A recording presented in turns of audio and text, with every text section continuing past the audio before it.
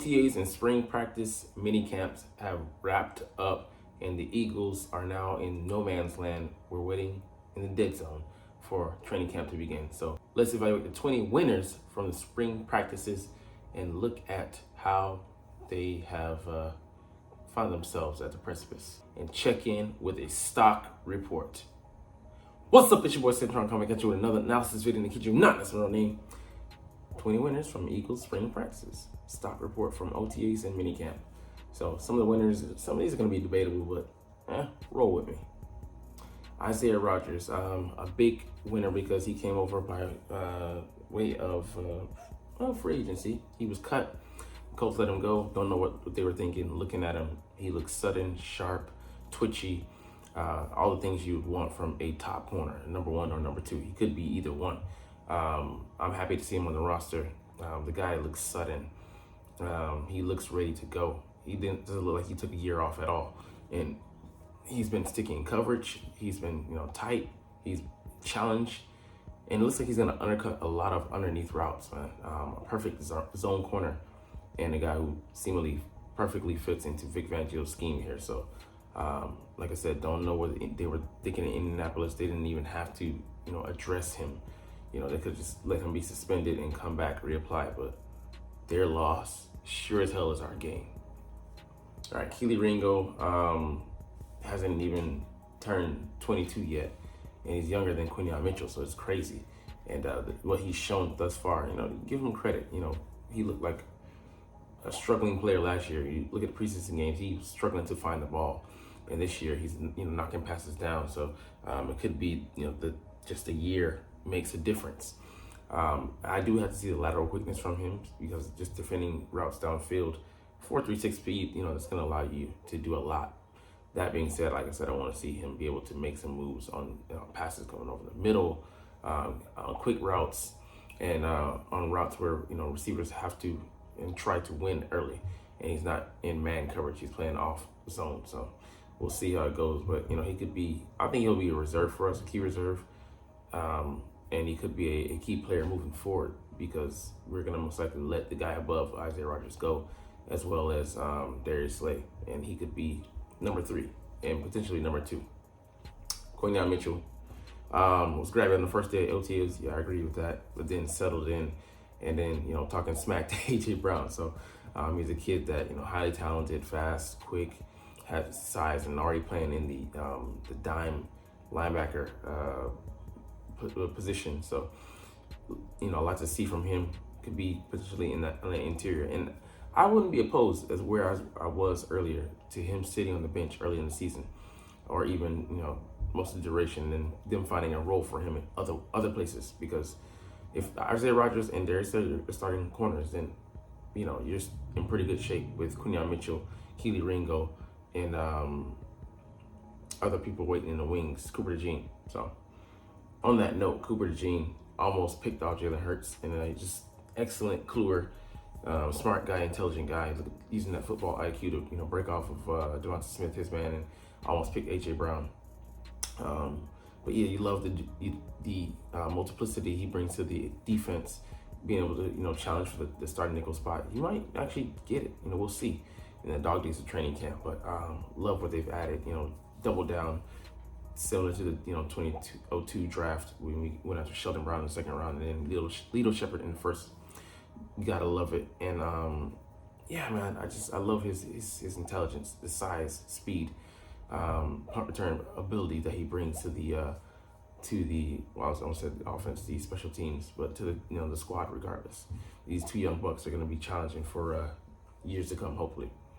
Tyler Hall, he did get some first team snaps. And didn't look out of place there. Could be a casualty, a roster cut that most likely will stash in the practice squad. He would probably be the top selection for the backup nickel position. A talented guy who played with the Raiders, and they let him go for whatever reason. I'd love to see him get more snaps, but it's just too many mouths to feed in this backfield, defensively speaking. And yeah, man. On other teams, he would have a good shot, but here he's kind of buried. Speaking of that, Avonte Maddox, the reason he's around is versatility. He might be our third safety, until Cindy Brown gets up and running. But if it weren't for that, we give him the snip because there's too many guys at corner we have, outside or inside. But the reason he sticks might just be that he can do, more than one thing and play in more than one position. But he's a man out of glass at this point. You don't really want to rely on count on him. And I'm glad that we've hedged that bet and haven't, put all our eggs in one basket. Reed Blankenship, for all the chin and moaning and, belying that, oh, he's still here, he's making plays. Tipping passes to let, I think one of our linebackers intercept the ball. It was Zach Bond or Devin White? I think it was Zach Bond. And then, getting an interception himself on Hurts. So, you love what he brings to the table, his football IQ, his smarts. He's always in the right place at the right time. It seems Ghost, and I'm talking about power, is right where you need him. And I think he'll be able to excel this year playing across from C.J. Gardner-Johnson and those corners that have been upgraded this offseason, like Charleston White. All right, Zach Bond, a surprise starter so far at middle linebacker, inside linebacker, but he, people forget. I'd forget too. He's not more than just an edge player coming out of Wisconsin and moonlighting there with the Saints in the last year. He's playing off the ball linebacker, and he can cover, running with Saquon Barkley 1-on-1. I would love to see what he can do, given extended reps. But I hope they do mix him in on the outside because he did beat Penei Sewell, who's a Pro Bowl right tackle. I need to see him out there pressuring guys. Speaking of another guy who can pressure guys, Devin White. He has had a flashy spring, tipping passes, picking off other ones, sacking Hurts. All I'm seeing is a playmaker. Like people saying like, okay, he's gonna, make mistakes. He's also gonna make plays though. So I'll take that devil and angel, type mix up. Yeah, he's gonna ask for forgiveness, but hey, he's gonna be making a lot of people repent as well. All right, Kenny Pickett, he's kind of been as advertised. You like the potential that he brings to the table. He's been up, he's been down, but more ups than downs. So, consistency and those back shoulder throws are pretty deadly, and despite having little to no chemistry coming in. So I think he can elevate his game here in Philly, and we'll give him the tools to do that, and he'll square the lock up that QB2 job maybe for this year and next year. I forget how long. Maybe his contract is, we have him under control for the next 3 years, I think. At least 2, I know that. So what will become of this guy if we do Tanner McKee? We got to do something with him, and either him or Pickett, depending on who we want to go with. I would say most likely McKee could be shipped off as a draft trade bait, in the coming off season. So he's a guy that I like, had the best, I'd say, anticipatory throws this offseason. And I'm excited to see what he's going to do in this preseason. If he's going to continue to build off of last year, the limited amount of snaps and making the most of his opportunities. Speaking of making the most of the opportunities, Tyler Steen, he's gotten the lion's share of the work at right guard, and it could be very similar to Cam Jurgens last year.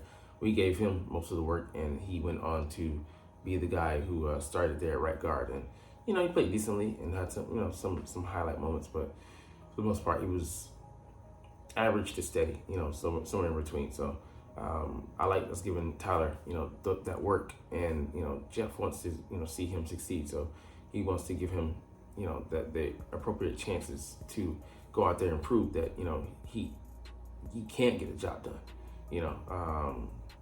and I think having the guys next to him, Lane Johnson and I'm gonna say Kelsey, Cam Jurgens, is going to be a huge benefit for him. A guy who has starting experience and a Hall of Famer. So I like his prospects for this year.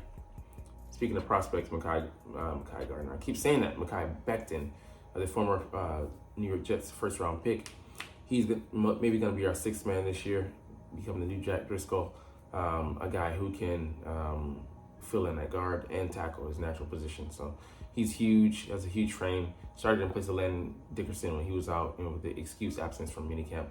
And I'm really excited to see how he fares out in training camp as well as preseason games. We give him some time at guard to let him acclimate. Hopefully so. All right, Will Shipley. He maybe not going to challenge, at least early on in the season, for the #2 spot behind Keenan Gainwell, but you could see him unseating potentially. We'll see. It's a long season, and you want to see him earn those snaps and not to be given anything. So, yeah, natural hands catcher, not really, but he is no longer fighting the ball. So hopefully that was just jitters. No coffee. He's getting things down, and he'll be serviceable this year.